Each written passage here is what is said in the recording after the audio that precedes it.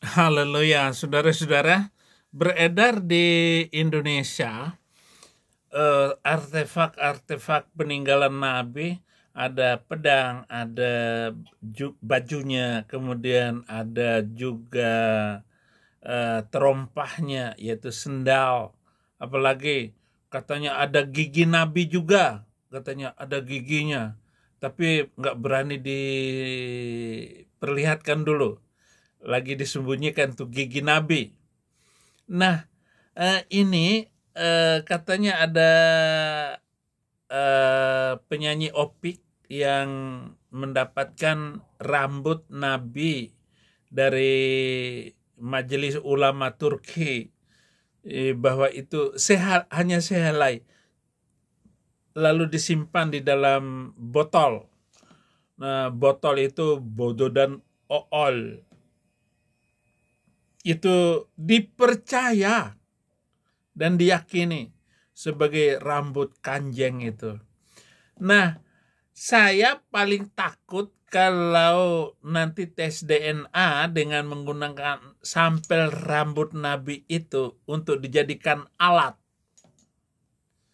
Alat apa namanya? Alat untuk ngetes DNA para Habib itu. Pasti kacau, saya jamin. Kenapa? Karena tidak ada jaminan bahwa rambut itu adalah rambut beliau. Nggak ada, saudara-saudara. Nggak mungkin lah. Nah, kita lihat dulu ya gaya orang mencium rambut di dalam botol itu. Lihat. Mencium rambut Nabi Muhammad Shallallahu Alaihi Wasallam. Rambut Rasulullah bisa berada di Indonesia karena dibawa oleh penyanyi religi yang lebih dikenal sebagai Opik. Opik menerima sehelai rambut Nabi Muhammad dari Dewan Dakwah dan pemerintah Turki saat berkunjung ke Timur Tengah. Inilah momen haru ketika Ustadz Syamsuddin Nur Makkah menangis pada saat mencium rambut Nabi Muhammad Shallallahu Alaihi Wasallam.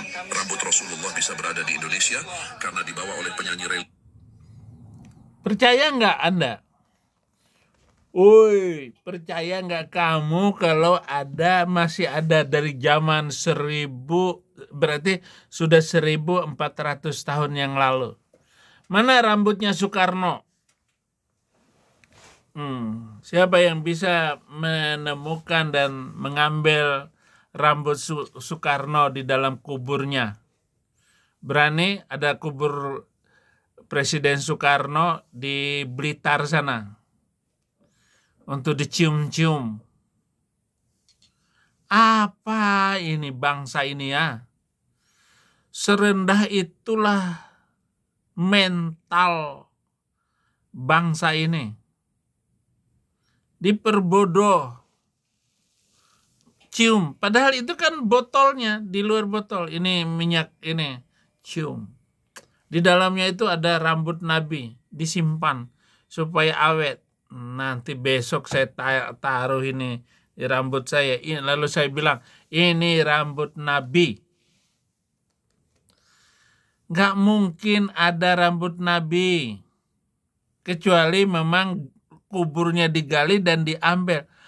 Saya heran kenapa hanya rambut ini yang diambil. Kenapa bulu keteknya nggak diambil? Itu lebih mahal lagi. Nilainya bulu ketek itu.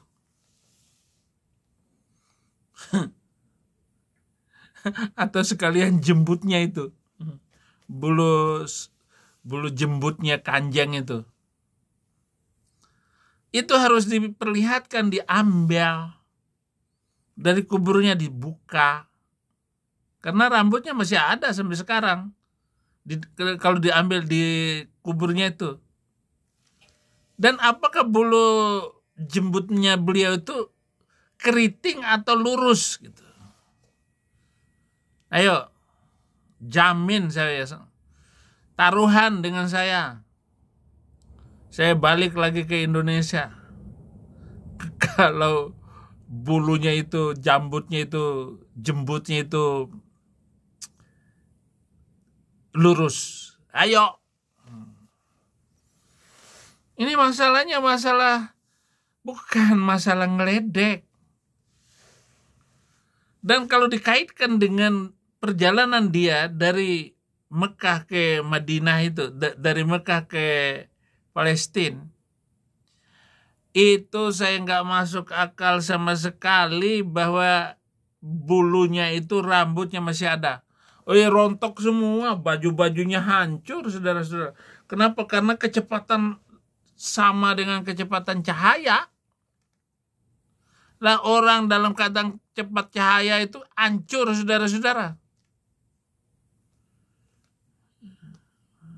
Mana ada pesawat yang kecepatannya itu kecepatan cahaya 1000 km per jam perjalanannya.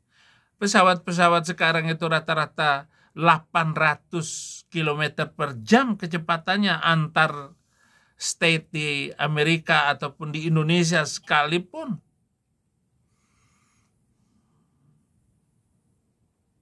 Dengan kecepatan pesawat kayak begitu, orang kalau ditaruh ke kepalanya di luar ya rontok semua rambutnya itu. Lah ini kecepatannya luar biasa loh. Ketika dia naik buruk itu, yaitu pesawat baling-baling onta. Pakai baling-baling. Ampuni saya. Ini kan saking keselnya dengan video kayak begitu itu loh. Dicium. Inilah momen haru Dhul Qomeng ketika mencium rambut Rasulullah. Nah, saya tanya sekarang, kenapa wajah beliau tidak ditampilkan, tidak ada lagi? Ya sudah nggak punya wajah. Nggak bisa dilukiskan, orang sudah hancur semua waktu peristiwa Isra Mi'raj itu. Orang naik ke langit itu kecepatannya berapa? Padahal kecepatan cahaya itu 500.000 tahun. 5.000 tahun. Baru sampai itu ke Sidratil Muntaha.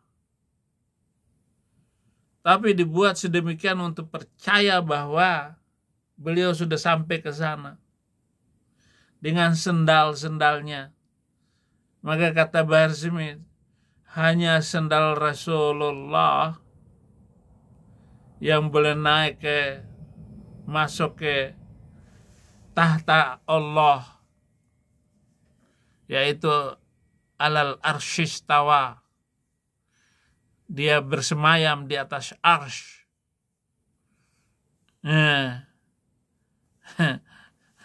Tapi terima kasih, ampuni saya kalau ada kata-kata saya yang salah, karena saya tidak sengaja untuk mengucapkan itu, saudara-saudara.